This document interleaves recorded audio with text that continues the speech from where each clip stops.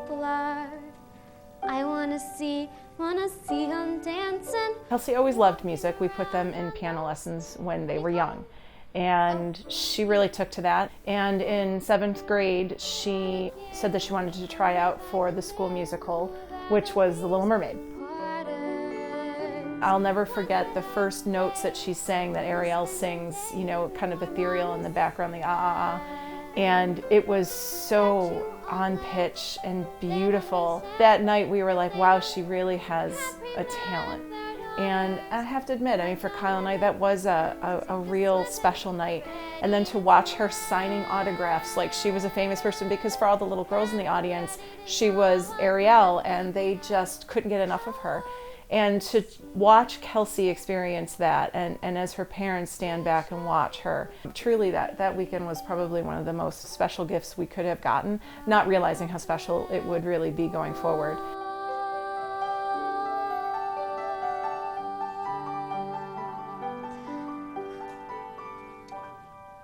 Kelsey was smart, really funny, unique. She tended not to worry about what other people thought.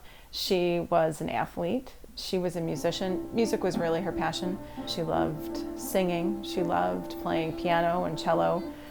And she, you know, had a kind heart. She was somebody who really tried to find ways that she could make good use of herself. Kelsey's, a reflection of her mom, right? She was always very strong and strong-willed. She was very talented. Never quite expected what came out of her little mouth and her little body, and she always surprised me.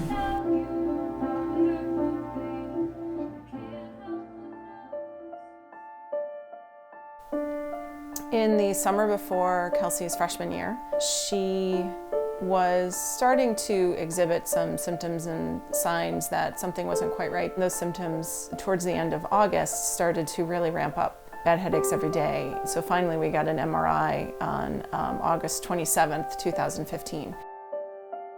The pediatrician, we finally got connected, and she said, "I'm so sorry, Rachel.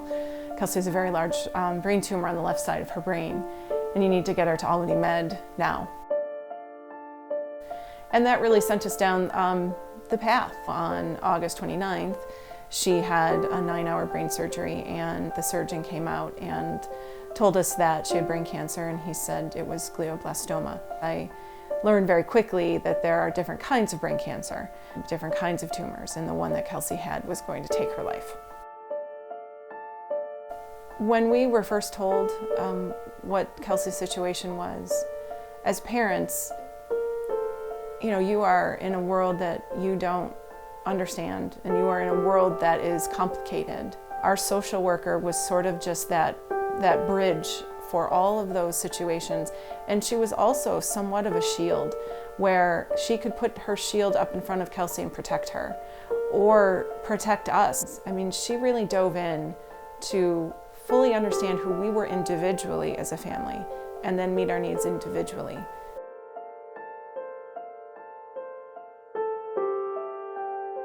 Kelsey passed away July 8th, 2017. She fought for 22 months. When we met with Kelsey's team after Kelsey had passed, we said that we wanted to make a material difference for Melody's families.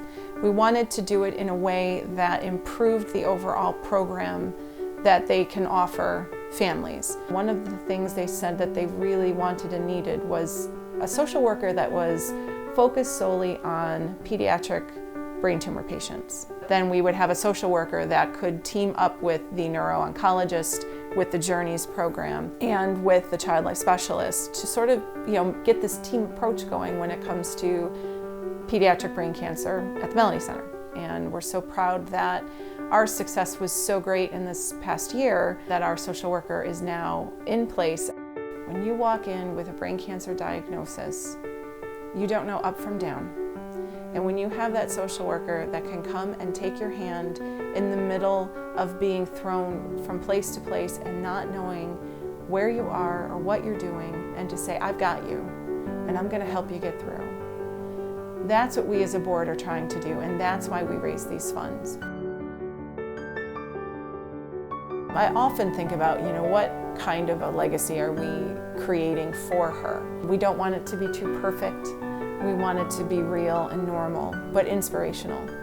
And when I think about things like the Kindness Rock Project that her friends created on the day of her celebration of life, and they handed out hundreds of rocks that they painted, and it's just simple messages of being kind or being strong or being brave. Because Kelsey was all of those things in some of the darkest times that any human being could ever experience. I think that's part of her legacy, more than just the foundation, just the person that she was. She lived her life well, and she lived her diagnosis and her illness well.